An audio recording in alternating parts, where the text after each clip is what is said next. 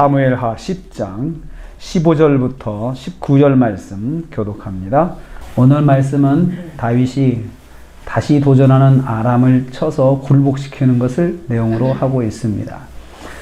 다윗이 원하여 시작한 전쟁이 아니고 아람 사람들이 다시 도전해서 어쩔 수 없이 싸움을 할 수밖에 없는 상황이 되었습니다.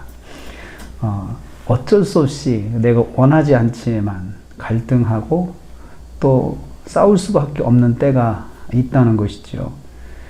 하닷에셀이 아람 사람을 모아서 재도전했습니다. 16절 17절 말씀입니다. 아람 사람들이 전쟁에 나오는데 왜 하닷에셀이 등장을 합니까? 하닷에셀은 소바왕입니다.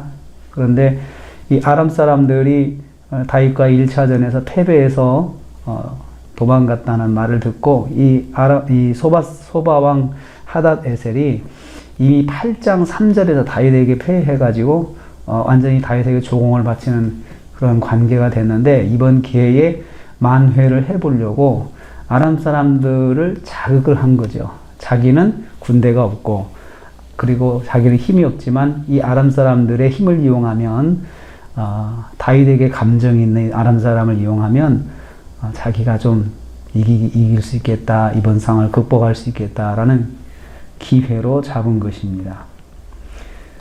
아람 사람들의 입장에서는 이스라엘이 두려워서 선뜻 나서지 못하고 망설이고 있는 상황입니다. 한번 당하고 나니까 겁이 나가지고 이거 어떻게 해야 되나 하고 사람들이 우왕좌왕하는 상황에 하닷에셀이 사람을 보내서 아람 사람을 불러냅니다. 아마도 이 사람들을 아람 사람들을 자극했을 것입니다.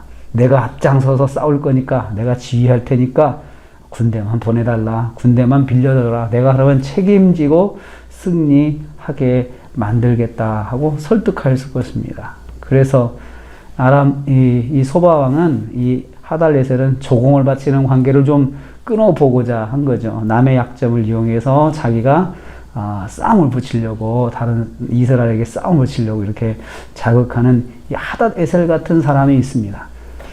그래서 결국은 아람이 하닷에셀에게 넘어가죠. 그래서 다시 침공을 하게 되는데, 이걸 통해서 깨닫습니다. 내가 결단하지 못하면 사탄은 이 약점을 반드시 이용한다는 거예요. 내가 결정하지 못하고 우왕좌왕하고 있으면 이걸 자극하죠.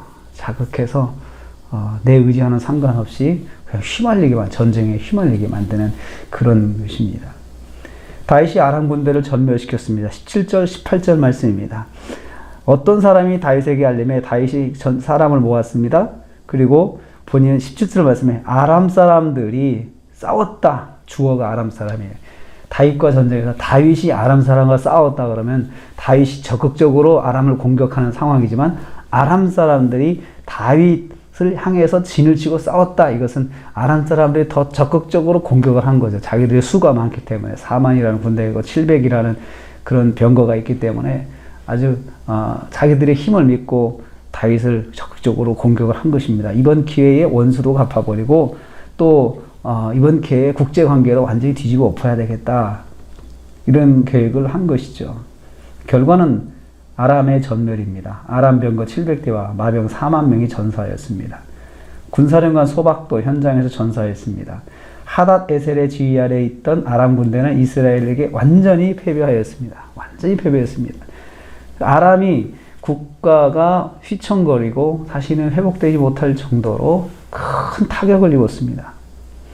아람은 다시 한번 다윗에게 패배하였습니다. 그래서 아람은 확실하게 우리는 다윗하고 싸우면 안 된다라는 교훈을 얻게 되었습니다. 이번 기회에 이스라엘을 북쪽에서 호시탐탐 괴롭혔던 아람은 기가 완전히 죽었습니다. 그래서 다윗에게 입장에서는 싸우려고 자기가 나선 건 아니었습니다. 저쪽이 싸움을 붙여오니까 싸울 수밖에 없었는데, 왜 나는 원치 않는데 왜 자꾸 싸움이 올까? 왜 내가 원치 않는데 왜 자꾸 이게 갈등이 올까?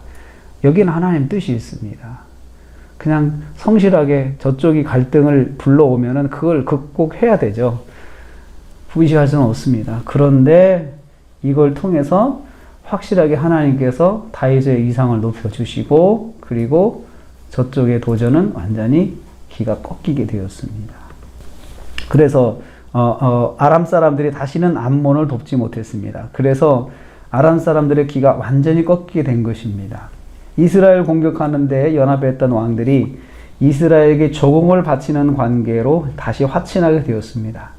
그리고 아람은 암몬을 돕고자 출정했다가 국력을 다 소진해버렸고 다윗이 살아있는 동안에는 다시는 아람을 돕고자 나서지 못하였다라고 했습니다. 19절에 있는 말씀입니다.